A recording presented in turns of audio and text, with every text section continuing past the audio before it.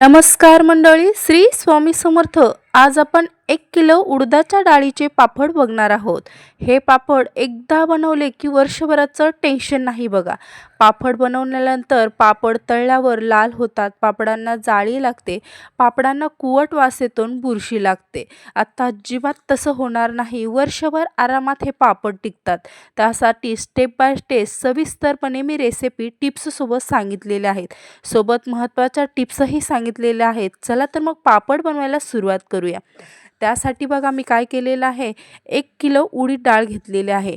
डाळीला ओल्या कपड्याने की नाही काय करायचं, डाळ आपण पुसून घ्यायची आणि अर्धा तास फॅनखाली सुकवून घ्यायची.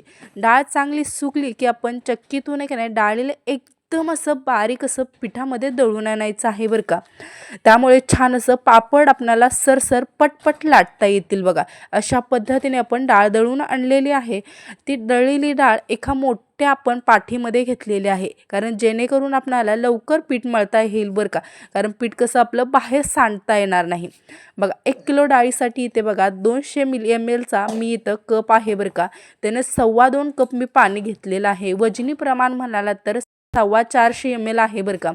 आणि रामबंधूचा एक पापड मसाला घेतलेला आहे, तो 100 ml चा आहे आणि तो 1 किलोच्या उडीद डाळीसाठी परफेक्ट प्रमाण आहे बरं का.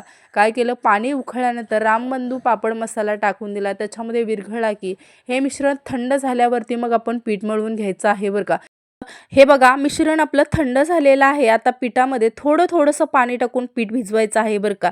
कारण पिठात जितकं घट्ट असेल तितकेच पापड छान होतात बरं का. आणि त्याच्यामुळे जर पाण्याचा जास्त वापर केला तर पापड लाटताना कसे पोळपाटाला चिटकतात, तळल्यावर कसे ते वाटतड होतात. ह्या महत्त्वाच्या टिप्स आहेत बरं का. इथे छान असं घट्टसर पीठ मळून घेतलेलं आहे. थोडंसं तेल टाकलं बरं का. जास्त पण तेलाचा वापर करायचा नाही, त्याच्यामुळे कसे पापडाचा वास कुवट येऊ शकतो बरं का. एका पिशवीमध्ये हे पापडाचं पीठ भरलं आणि रात्रभरासाठी फ्रीजमध्ये ठेवून दिलं बरं का. त्याच्यामुळे छान असं पापडाचं पीठ मुरलं जातंय बरं का. सकाळी मी हे काढून घेतलं पीठ आणि आता एका वरवट्याने हे पीठ मी चेचून घेणार आहे बरं का. पापडाचे पीठ कुटल्यामुळे बघा पापड खुसखुशीत होतात बरं का. आणि जितकं आपण पीठ कुटल तितकेच पापड चांगले असे फुलले जातात आणि पापड हलके होऊन तळल्यावर छान असे फुलतात बरं का. त्याच्यामुळे पापडाचं पीठ आहे की नाही मळल्यावरती असं चेचून घ्यायचं बरं का. आणि पापडाचं पीठ आपण की नाही चेचताना बरं का पाण्याचा अजिबात चुकून सुद्धा वापर करायचा नाही बरं का. पाण्याचा हात लावला की नाही पीठ कसं चिकट होतंय बरं का. लागलंच तर थोडंसं तेल आपण हाताला लावून की नाही पुन्हा आपण वरवट्याने की नाही असं पीठ चेचून घ्यायचं बरं का. इथे मला की नाही 15 ते 20 मिनिटं लागले बरं का पापडाचं पीठ चेचण्यासाठी. आणि पापडाच्या पिठाचा हलकासा पांढरासा कलर आला की नाही, पिठाचा एक छोटासा गोळा तोडून घेतला बरं का. आणि दोन्ही हाताने नाही असं पिठाच्या गोळ्याला ओढायचं आहे बरं का.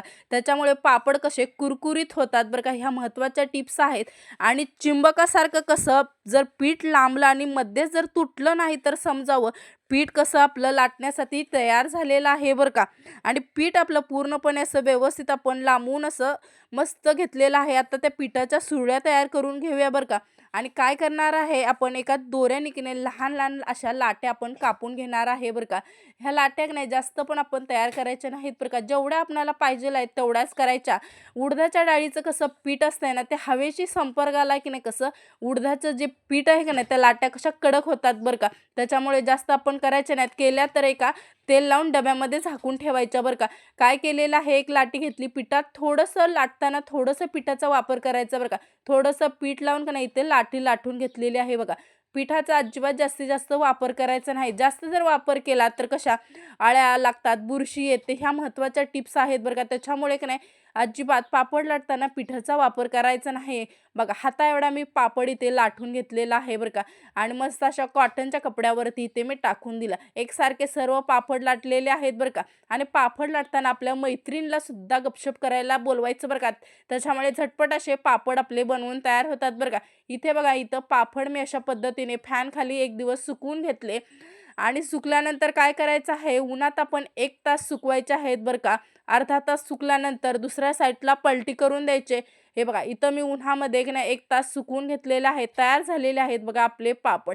हे पापड आहे तसे आपण अलगद ठेवू शकतो बरं का. अजिबात वाकडे तिकडे अजिबात पापड झालेले नाहीत. तेल गरम झाल्यावरती आता तेलामध्ये तळून दाखवते.